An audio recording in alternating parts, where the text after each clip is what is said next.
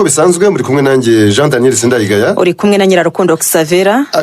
Reka ikiganiro cya none tugiterurire ku byanditswe ku Rwanda, by'umwihariko kuri inkuru igira iti Perezida Paul Kagame yaganiriye na mugenzi we wa Angola ku mutekano w'uburasirazuba bwa Kongo. Ni inkuru dusoma mu binyamakuru n'ibitangazamakuru binyuranye birimo Imvaho Nshya, Igihe, The New Times n'ibindi, aho ikomeza ivuga ko ejo bundi ku wa 4 w'iki cyumweru aribwo Perezida Paul Kagame yaganiriye kuri telefoni na Perezida Joao Lourenço wa Angola ku mutekano wo mu burasirazuba bwa Repubulika Iharanira Demokarasi ya Kongo bumaze imyaka 3 buberamo intambara yahanganishije ihuriro ry'ingabo za leta n'umutwe witwaje intwaro wa M23 ugenzura ibice binini mu ntara Kivu ya ruguru. Iki kiganiro cyaje gikurikira icyo Perezida Lourenço yagiranye na Felix Tshisekedi, Perezida wa Kongo Kinshasa, tariki 27 z'uku kwezi kwa 11.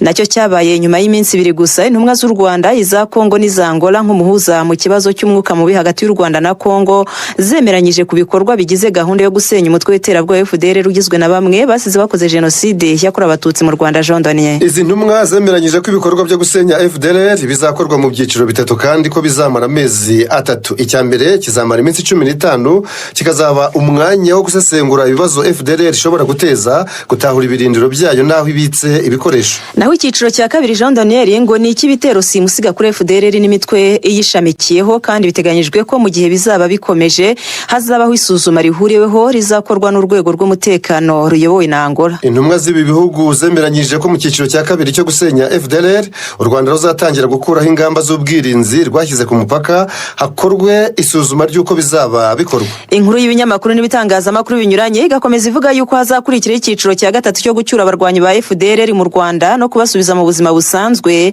ndetse no kuzahura umubano w'u Rwanda na Kongo Kinshasa wazambye guhera mu ntangiro ya 2022. Icyakora Xavera, Minisitiri w'Ububanyi n'Amahanga n'Ubutwererane w'u Rwanda, Ambasaderi Olivier Nduhungirehe, yatangaje ko ikibazo cya M23 kitibanzweho mu biganiro byabaye mu ntangiriro z'iki cyumweru. Asobanura ko intumwa z'ibi bihugu nizongera guhura ariko zizaganira ku buryo nacyo cyabonerwa igisubizo. Yagize ati twemeranyije kongera guhura kugira ngo dushakire umuti iki kibazo, kubera ko twebwe nk'igihugu twagaragaje ko hagati y'u Rwanda na Kongo Kinshasa hari ibibazo bitatu by'umutekano birimo gusenya FDLR, gukuraho ingamba zacu z'ubwirinzi, igisigaye rero ni icya M23. Perezida Lourenço wa Angola afite kandi ngo intego yo guhuriza Perezida Kagame na Tshisekedi mu kiganiro mu gihe intumwa z'ibi bihugu ku rwego rw'abaminisitiri zaba zimaze kwemeranya bidasubirwaho ku bisubizo byagarura amahoro n'umutekano mu burasirazuba bwa Repubulika Iharanira Demokarasi ya Kongo. Tukivuga kuri iyo ngingo y'u Rwanda na Kongo, Jean Daniel, reka twerekeze amaso mu Mvaho Nshya ku nkuru ifite umutwe ugira uti iki: Repubulika Iharanira Demokarasi ya Kongo irabura ubushake bwa politiki n'icyizere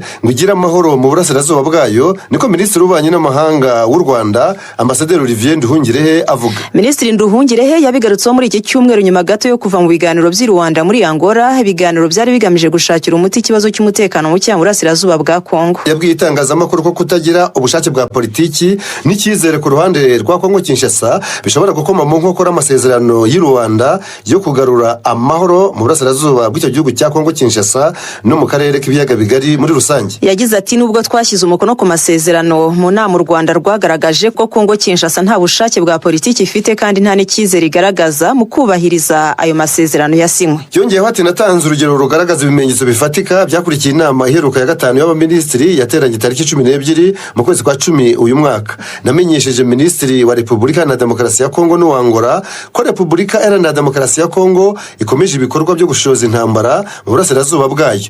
Yoherejeyo ingabo n'izindi ntwaro, mbabwira ko muri icyo gihe hamaze kuba ibitero nibura 27 bigabwa mu bice M23 irimo. Minisitiri Nduhungirehe kandi yanavuze ko ibyo bitero by'ingabo za FARDC binakurikirwa n'imvugo z'urwango zibasira abavuga ikinyarwanda, bikaba hariko bihungabanya amasezerano y'agahenge k'imirwano yari yemeranijweho. Yagize ati muri iyo nama nabamenyeshe ko ingabo za Kongo FARDC zivanze n'umutwe w'inyeshyamba za Rusesabagina FLN ukorera muri teritwari ya Fizi muri Kivu y'Amajyepfo hafi y'umupaka w'igihugu cyacu. Ibyo byose bigakorwa mu bushake bwa politike kandi bigaherekezwa n'imvugo z'urwango za bamwe banyapolitike baho muri Kongo. Yongeyeho ati natanze urugero rwa Perezida Tshisekedi rwaho ku itariki ya 17 muri uku kwezi kwa 11 yahuye n'aba n'abasirikare n'abayobozi ba gisivili mu ntara ya Haut-Katanga, maze atangaza ko nibamwemerera guhindura itegeko nshinga azabona uburyo bwo guhindura ubutegetsi bw'u Rwanda. Ibyo kandi byakurikiwe n'amagambo rutwitsi ya Minisitiri w'Ubutabera w'igihugu cya Repubulika Iharanira Demokarasi ya Kongo, Constant Mutamba,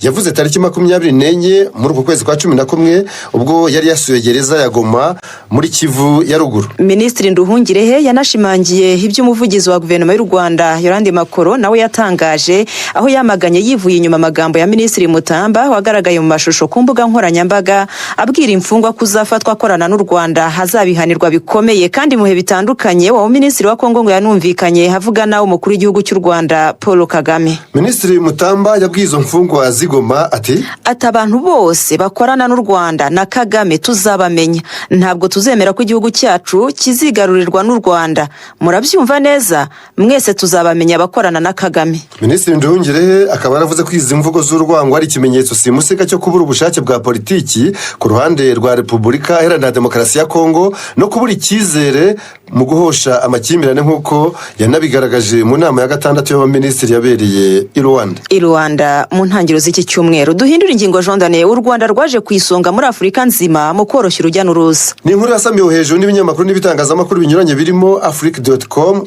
The Giant Africa, The New Times, Tarifa Rwanda, Igihe, Imvaho Nshya, BBC News Africa, This African n'ibindi, aho byandika ko bikubiye muri raporo yasohowe na Africa Visa Openness Index igaragaza ko u Rwanda rwongeye kuza imbere rukaba ruri kuri uyu mwanya kuva muri 2023 bitewe na politiki rwashyizeho ijyanye no kudasaba visa ku bashaka kuza mu gihugu cy'u Rwanda, nk'uko bigaragazwa na raporo y'uyu mwaka n'ubwisanzure bwa visa muri Afurika. Iyi raporo yagaragaje ko uyu mwanya u Rwanda ruhuriyeho n'ibindi bihugu bya Benin, Gambia na Seychelles, nabyo bikaba byorohereza ababigana bose kubona visa.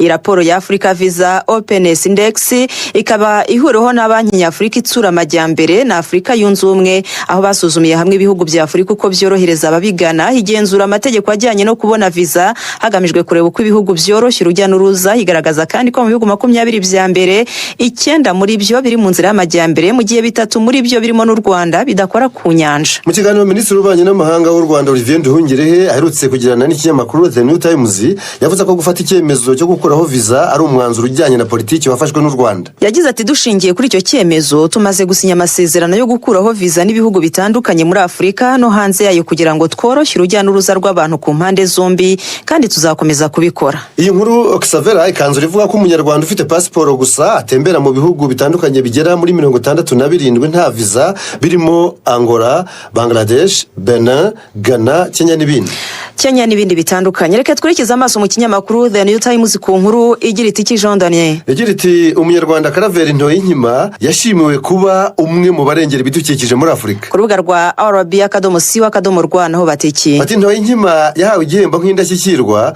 mu kurengera ibidukikije. Mumvaho nshya no hari uko bateruye. Bati umunyarwanda ukora muri Nyungwe yahembwe n'igikomangoma cy'Ubwongereza. Naho mu gihe bati Ntoyinkima yashyikirijwe n'igikomangoma cy'Ubwongereza igihembo cyo kubungabunga ibinyabuzima. Ibinyamakuru n'ibitangazamakuru byose turondoye byandika ko kwa gatatu w'iki cyumweru rw'igikomangoma cy'Ubwongereza William yashyikirije umunyarwanda Ntoyinkima Kraveri utembereza ba mukerarugendo muri pariki ya Nyungwe igihembo cyesha uruhare yagize mu kubungabunga ibinyabuzima. Umuhango wo kumuha iki gihembo wateguwe n'umuryango Task urengera ibidukikije ku mugabane wa Afurika ubera muri Savoy Hotel iherereye mu mujyi wa Londres, uyu ni umurwa mukuru w'Ubwongereza. Yego, hari abandi babiri kandi igikomangoma William yashyikirije ibihembo barimo Nomba Ganame wo muri Mali ndetse na Edward Aruna wo muri Sierra Leone. Buri wese yagenewe amapaundi ibihumbi 30 arenga miliyoni 51 n'ibihumbi 200 tuyavunje mu manyarwanda. Ubwo Ntoyinkima yaramaze gushyikirizwa iki gihembo yagize ati mu by'ukuri nishimiye kuba bageze ku musozo w'ibihembo bya Task Conservation Awards. Nta magambo nabona yo gusobanura uburyo ntewe ishema no kuba nsindiye iki gihembo. Nishimiye ko akazi abantu dukora nkanjye gahabwa agaciro. Igikomangoma William yatangaje ko igihe kigeze ngo abakora ibishoboka byose ngo babungabunga ibidukikije bashyigikirwe, agaragaza ko isi irushaho kuba nziza iyo n'urusobe rw'ibinyabuzima rubayeho neza. yagize ati ibyo tubikesha abayobozi badasanzwe nk'abo turi kwizihiza uyu munsi, batwibutsa akamaro ko kubana mu mahoro n'ibidukikije, baratuyobora bakatubera urugero rwo guharanira impinduka. Karaveri Ntoyinkima amaze imyaka 24 muri aka kazi yibanda ku kumenyekanisha inyoni yifashishije ibikoresho by'ikoranabuhanga bikurura amashusho n'amajwi biri kure. Aherutse kandi kubwira itangazamakuru ko afatanya aka kazi ke no gutoza abato kubungabunga ibidukikije abinyujije mu muryango yashinze muri 2009. Abamaze kubimenya neza ngo bakifatanya n'abandi gutembereza ba mukerarugendo muri Nyungwe. Jean Daniel. Tukiri muri uwo mujyi wo kurengera ibidukikije, tuvuga noneho no kurengera ikirere, aho mu gitangazamakuru RFI ariyo radio mpuzamahanga y'Abafaransa banditse ko guhera mu kwezi kwa mbere uyu mwaka utaha wa 2025 nta moto ikoresha moteri cyangwa ibikomoka kuri peteroli izaba yemerewe kwinjira mu Rwanda. Iyi nkuru yanagarutsweho n'igitangazamakuru Africa News ikakomeza ivuga yuko guverinoma y'u Rwanda ari iherutse gutangaza ko nta moto ikoresha moteri izongera kwandikwa mu mujyi wa Kigali, ahazaba hemewe gusa moto zikoresha amashanyarazi mu rwego rwo kugabanya ibyuka bihumanya ikirere, nabyo bigatera ihindagurika ry'ikirere naryo rikagira ingaruka zikomeye ku buzima bwa muntu. Minisitiri w'ibikorwa remezo Dr Jimmy Gasore yashimangiye ko politiki nshya irimo gutezwa imbere ariyo kugira ngo abaturarwanda batangire kumenyera gukoresha uburyo bwo gutwara abantu burushijeho gutekana butangiza ibidukikije. Akaba yagize ati ntabwo tuzongera kwandika moto zikoresha lisansi mu gutwara abagenzi mu buryo bwa rusange mu mujyi wa Kigali. Yavuze ko kwimukira kuri moto zikoresha amashanyarazi kuri ubu nta kibazo byateza, bitewe n'uko mu mujyi wa Kigali hamaze kugera moto zihagije kandi n'ibikorwa remezo byo kuzitaho nabyo bikaba bimaze kuhagera ku bwinshi. U Rwanda rukaba rwarihaye intego y'uko muri 2030 ruzaba rwaragabanyije ibyuka bihumanya ikirere ku kigero cya 38% binyuze mu gushyiraho politiki yo kugabanyiriza imisoro abikorera bakora ibikorwa byimakaza kubungabunga ibidukikije. Aksavera ibyanditswe ku Rwanda, reka tubyanzurire muri Kigali Today mu nkuru ivuga ko hari gutekerezwa uko habaho ikigo cyihariye cy'iteganyagihe ry'ubuhinzi. Byatangajwe na Minisiteri y'Ubuhinzi n'Ubworozi Minagri, yavuze ko bizakorwa mu rwego rwo kwirinda kubura k'umusaruro cyangwa se kurengera uwangirika mu mirima kubera imihindagurikire y'ikirere. Mu kiganiro n'abanyamakuru cyabaye ejo bundi ku wa kane, Minisitiri w'Ubuhinzi n'Ubworozi Dr Mark Cyubahiro Bagabe yavuze ko bitewe n'ihindagurika ry'ikirere ririho bakareba n'uburyo amakuru atangwa y'iteganyagihe rimwe na rimwe abatuzuye neza kandi abakenewe n'abahinzi cyane, bamaze iminsi baganira uko habaho iteganyagihe ryihariye ry'ubuhinzi. Yagize ati ikigo cy'ubushakashatsi cya RAB kera cyagiraga sitasiyo ziteganyagihe, ubu ntizikibamo, amavugurura yagiye aba, hari bimwe byagiye bitakara, turimo gutekereza uko byagaruka bakajya babona amakuru adashingiye kuri aya ngaya yo kuvuga ngo imvura izagwa mu turere twose tw'igihugu, kuko icyo baba batubwira baba baduhaye umubare wa rusange ariko ntibavuga ko mu karere kose iba yaguye. Minisitiri Bagabe kandi yakomeje agira ati nitugira izo sitasiyo aho dufite ibyo bikorwa zizajya zidufasha. Hari n'ikindi gitekerezo cy'abantu baganiriye kandi numva twazagishyigikira, ntabwo cyari cyagezwa ku nzego zindi ngo tukiganire, ariko ni igitekerezo mbona cyaba ari cyiza ko twagira ikigo cyihariye cy'iteganyagihe kijyanye n'ubuhinzi, wenda n'ibindi byazamo kikajya kiduha amakuru yihariye kandi birashoboka. Uyu muyobozi avuga ko ikibazo cy'imihindagurikire y'ibihe atari icya none kuko kimaze imyaka irenga 30 kivugwa, gusa nk'u Rwanda ngo ntiyigize kibatenguha cyane kubera ingamba zagiye zifatwa zo guhangana nabyo. Ati ntabwo twatunguwe n'uko imvura yaje itinze, icyo twakoze nk'u Rwanda n'uko igihugu kirimo gushyira ingufu mu gukoresha umutungo kamere w'amazi Imana yaduhaye, harimo gutunganywa ibishanga byaratunganyijwe kuva muri 2001 nk'ibyanya birimo umuceri, ikindi ni ukuhira imusozi, ubu ngubu dufite ubuso burenga 76,000 bwuhirwa.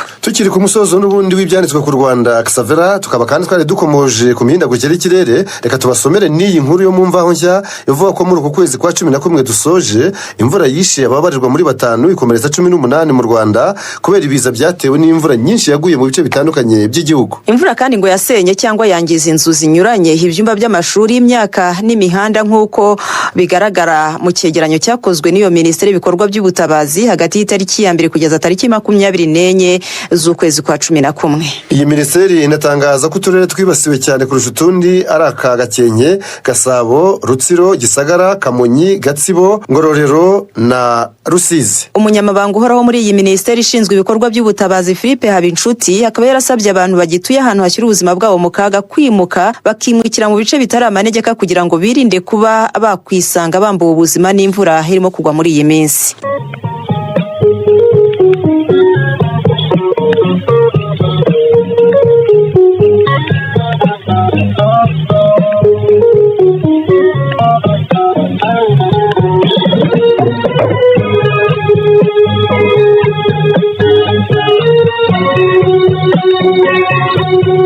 Aksavera dukomeze n'iki kiganiro twerekeza hanze y'u Rwanda, turahera i Busan muri Korea y'Epfo, aho muri iki cyumweru habereye ibiganiro mpuzamahanga ku kurwanya ihumana ry'ibidukikije riterwa n'ibikoresho bya plastique. Inkuru ya RFI kavuga yuko nyuma y'ibiganiro mpaka iyo mishyikirano yo ku rwego mpuzamahanga yagabanyije umuvuduko yari yatangiranye kubera ko ibihugu bikungahaye kuri peteroli bitigeze bigaragaza ubushake bwo kugabanya ikorwa rya za plastique, kandi ariyo ngingo y'ingenzi yatumye iyo nama iteranira i Busan muri Korea y'Epfo. Mu gihe Madamu Inger Andersen uyobora gahunda y'umuryango w'abibumbye mu kurengera ibidukikije yasabaga bitabiriye ibi biganiro gushyiramo agatege bakabyihutisha, abashyigikiye ko hashyirwaho amasezerano mpuzamahanga yo kurwanya ibikoresho bya plastique n'ibihugu bibikora nka Arabia Saudite cyangwa se Ubushinwa ntibashoboye kumvikana ku igabanywa ry'ikorwa ry'ibyo bikoresho bigira uruhare mu guhumanya ibidukikije. Ibihugu bikora ibyo bikoresho byatanze igitekerezo cy'uko imbaraga zashyirwa mu kuvugurura ibyo bikoresho bikavamo ibindi bitangiza ibidukikije,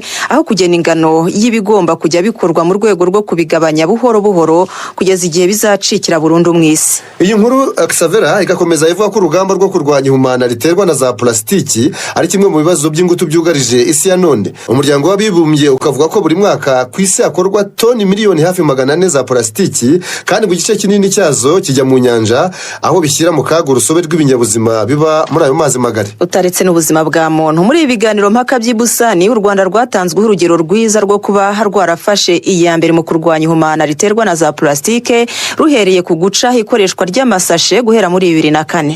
Aha niho u Rwanda na Norvège hamwe n'ibindi bihugu byinshi byitabiriye iyi nama y'i Busan byihaye igihe cyo kuba ejo ku cyumweru tariki ya mbere Ukuboza byarangije kumvisha ibindi bihugu bisigaye ibyiza byo kugabanya ikorwa rya za plastiki ku isi. Reka dukomereze muri Afurika nizo aho banditse ko ibihugu byinshi biri mu Bwongereza, Leta Zunze Ubumwe za Amerika na Canada byasabye guverinoma ya Mozambique gukora iperereza ku mfu zabaye mu myigaragambyo yabaye nyuma y'amatora rusange yabaye mu ntangiriro z'ukwezi kushize kwa 10. Ibyo bihugu byamaganye ibyo byise kwiyongera kw'ihohoterwa rikorerwa abaturage ba Mozambique, byasabye guverinoma y'icyo gihugu gusuzuma raporo zivuga ko ikoreshwa ry'ingufu z'ikirenga mu kurwanya abigaragambya, bamagana ibyavuye muri ayo matora yo mu kwezi kwa 10 no gukora ku buryo abagize uruhare muri izo mfu bagezwa imbere y'ubutabera bukabibaryoza. N'ibindi binyamakuru n'ibitangazamakuru binyuranye birimo The Guardian, Al Jazeera, Club of Mozambique na Mail and Guardian byanditse ko abatavuga rumwe n'ubutegetsi bwa Perezida Philippe Nyusi hucyuye igihe banze kwemera ibyavuye muri ayo matora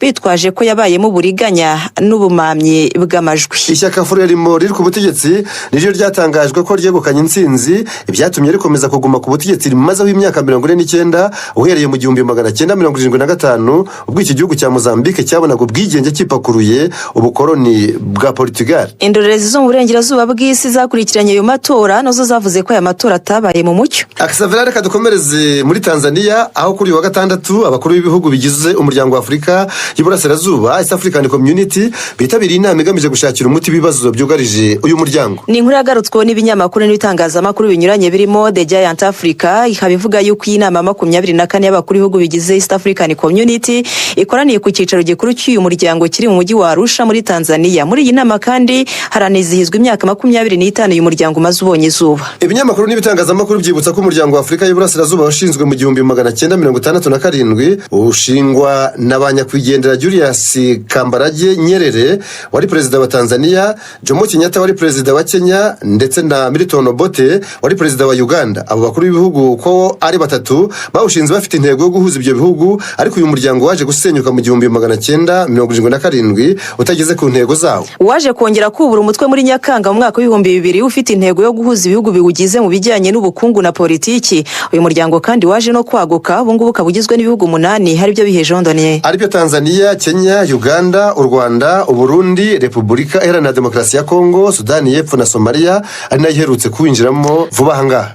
Icyakora n'ubwo uyu muryango wagutse ngo uracyafite ibibazo binyuranye, hari nabyo bitambamira ukwihuza kw'ibihugu biwugize, birimo no kuba amakamyo yikoreye ibicuruzwa hagarikwa mu bihugu bimwe na bimwe, bigatuma ibyo bicuruzwa bimara igihe kinini mu nzira bitaragera iyo bijya. Minisitiri w'Ububanyi n'Amahanga n'Ubutwererane w'u Rwanda Olivier Nduhungirehe akavuga ko ukwihuza kw'ibihugu bya East African Community kwabanjirijwe n'ibintu bigera muri 4 birimo ibihe birimo guhuza za gasutamo mu rwego rwo koroshya ubucuruzi hagati y'abaturage b'ibihugu biwugize, gushyiraho isoko rusange mu bihugu bigize East African Community, gushyiraho ifaranga rimwe mu bihugu byose by'uyu muryango, hanyuma kandi no kugira politiki imwe muri ibyo bihugu. Tukiraho muri Tanzania kandi ishyaka CCM riri ku butegetsi ryegukanye 98% by'imyanya yahataniwe mu matora y'inzego z'ibanze yabaye kuwa gatatu w'iki cyumweru, nkuko byatangajwe ejo bundi kuwa kane na Mohamed Mchengerwa, minisitiri ushinzwe iby'amatora mu biro by'umukuru w'igihugu cya Tanzania. Ni inkuru ya The East African, The Chanzo, The Citizen na Mwananchi ikomeza ivuga yuko hatowe abayobozi b'inzego z'ibanze bagera mu 80,000.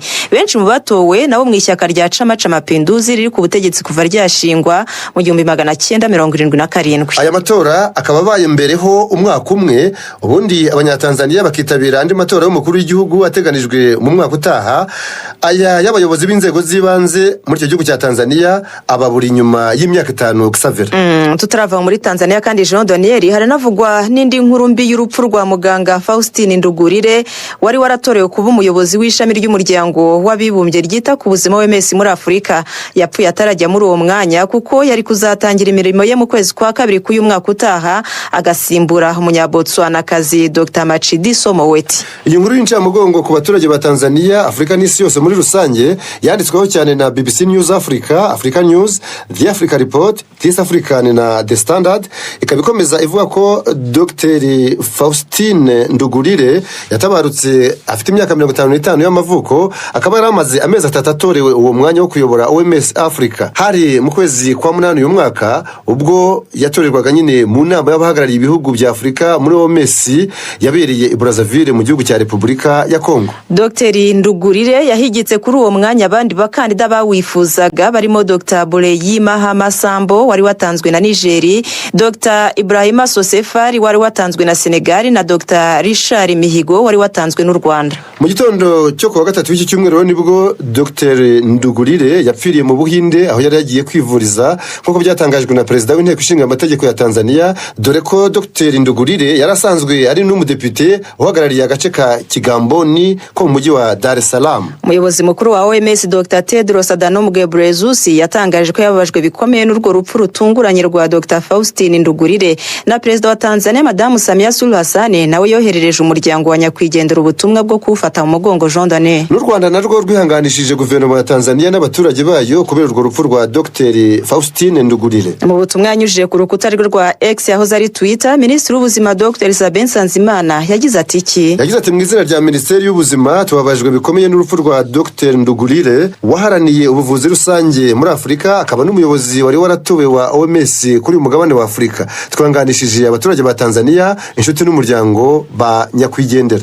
Ahandi havuga urupfu kandi ni muri Liberia aho Prince Johnson wahoze hari inyeshyamba itisukirwa nyuma akaza kuba senateri yapfuye ejo bundi kuwa kane ku myaka 72 y'amavuko, nkuko byanditswe na Liberian Observer, Daily Maverick, African News, France 24, Sahara Reporters, Premium Times na BBC News Africa. Icyateye urupfu rwa senateri Johnson wapfiriye mu murwa mukuru w'igihugu cye Monrovia ntikigeze gitangazwa. Perezida w'icyo gihugu cya Liberia Joseph Boakai wakigikiwe cyane na Prince Yomi Johnson mu matora yabaye mu mwaka ushize yihanganishije umuryango. Yagaragaje Johnson nk'umuntu wagize uruhare rukomeye mu mateka y'insobe ya Liberia, yongeraho ko yanagize uruhare kandi mu biganiro byubaka igihugu binyuze mu kazi ko muri Sena. Mu 1990 Prince Johnson yahagarikiye iyicarubozo n'iyicwa ry'uwari Perezida Samuel Doe nyuma y'aho inyeshyamba ze zimukurubanye mu mihanda yo mu murwa mukuru Monrovia.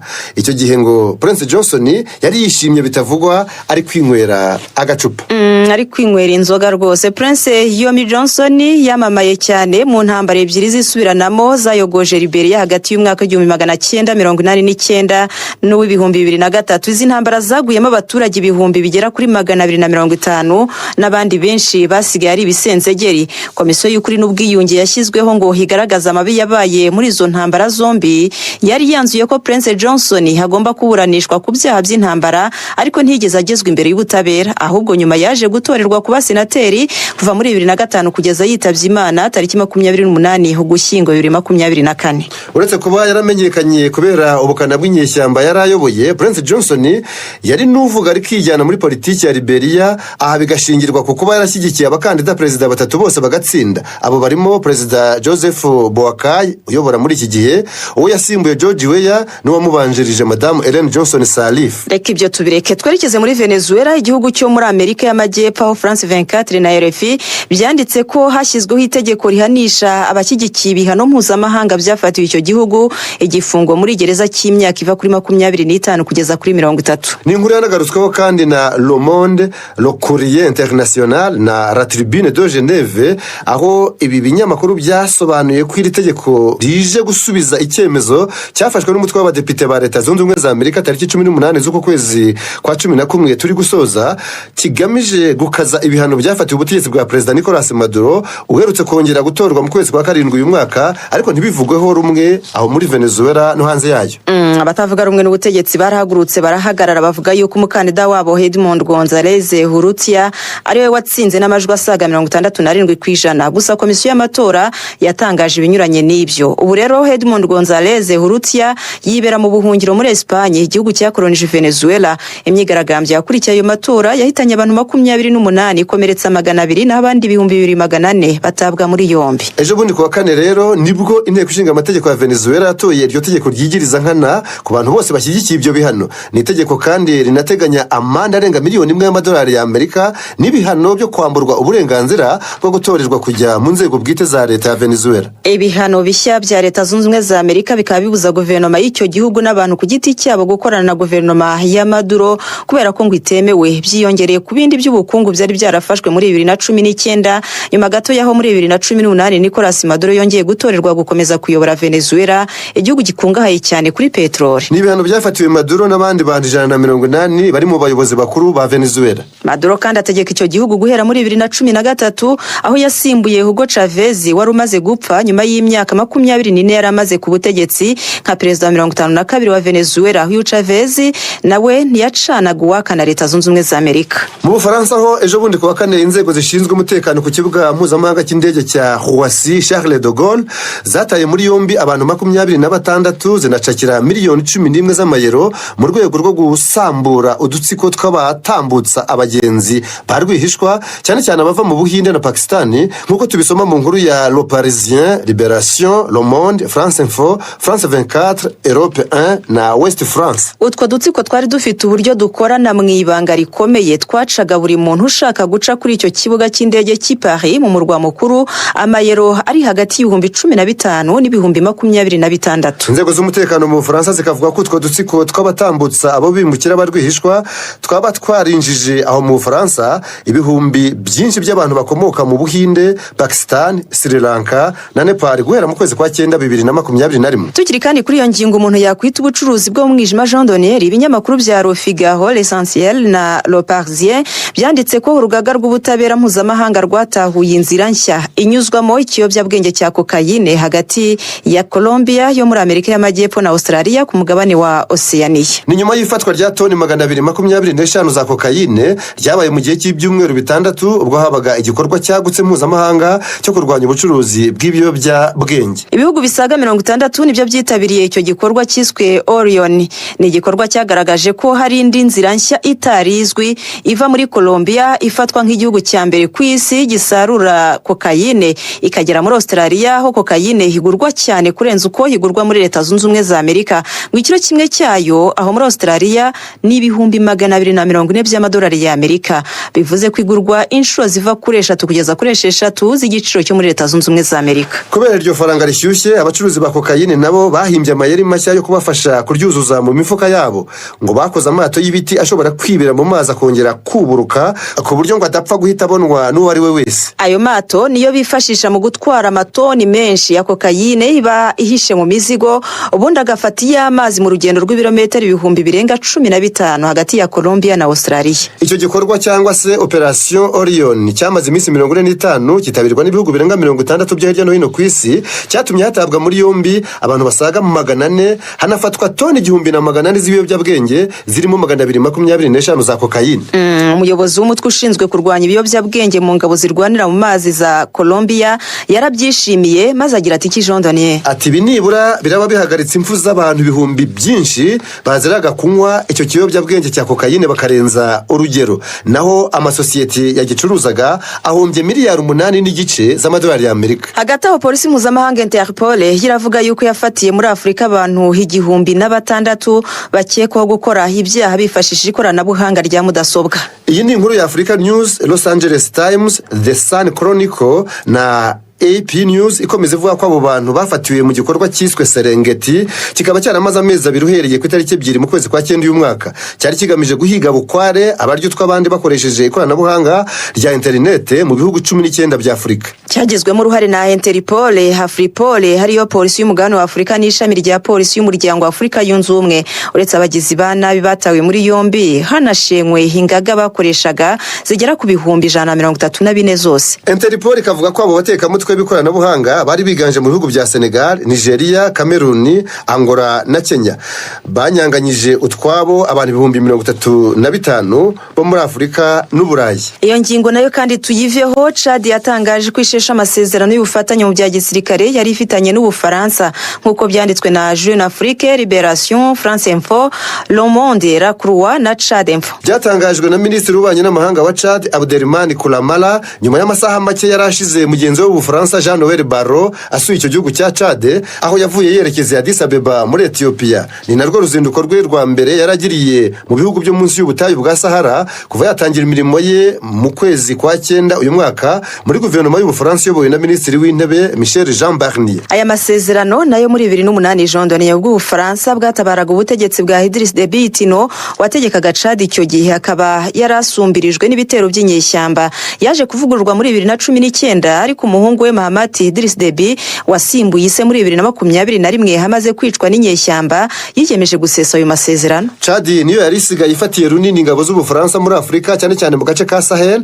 nyuma yaho ibihugu bya Mali, Burkina Faso na Niger byirukaniye abasirikare b'Abafaransa ku butaka bwabyo. Aho muri Chad habaga abasirikare b'Abafaransa babarirwa mu gihumbi. Minisitiri Abdelrahmane Koulamala yatangarije ibiro ntaramakuru bya Faransa AFP ko gusesa ayo masezerano atari ugucana umubano n'Ubufaransa nk'uko byakozwe na Niger cyangwa se ibindi bihugu byo muri Afurika y'Uburengerazuba. Yasobanuye ko ari icyemezo cyafashwe nyuma yo kubitekerezaho bihagije, maze bwana Koulamala agira ati nyuma y'imyaka 66 dutangaje ubwigenge bwacu, igihe kirageze ngo Chad ihamye ubusugire bwayo ndetse hinongere inasubire mu masezerano yagiranye n'abafatanyabikorwa bayo mu by'umutekano hashingiwe ku bikenewe n'abanyagihugu. Hagati aho kandi Chad ikomeje kwinubira kwirwanya yonyine iterabwoba mu kibaya cy'ikiyaga cya Chad ihuriyeho n'ibihugu bya Cameroon, Nigeria na Niger. Ni iterabwoba rikorwa n'umutwe wa Boko Haram ufite ibirindiro mu gihugu cya Nigeria kuva muri 2009. Chad yinubiye ibyo kugoka yonyine nyuma y'igitero cy'injyana muntu umutwe wa Boko Haram wagabye ku kigo cy'ingabo za Chad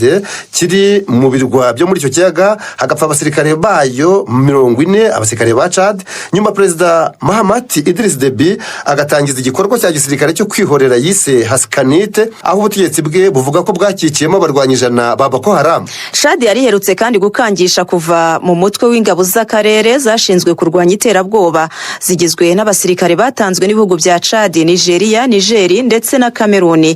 Washinzwe ryari Jean Donnier? Washinzwe muri 2015, ariko ngo uretse Chad ibindi bihugu ntibyigeze byubahiriza amasezerano ugenga arimo nyine koherezamo abasirikare. Ngayo ngo koreka dusoza ikiganiro cya none tucyanzure dute? Turagisoreza kuri iyi nkuru ivuga ko Israel yajuririye impapuro zo guta muri yombi Minisitiri w'Intebe wayo Benjamin Netanyahu.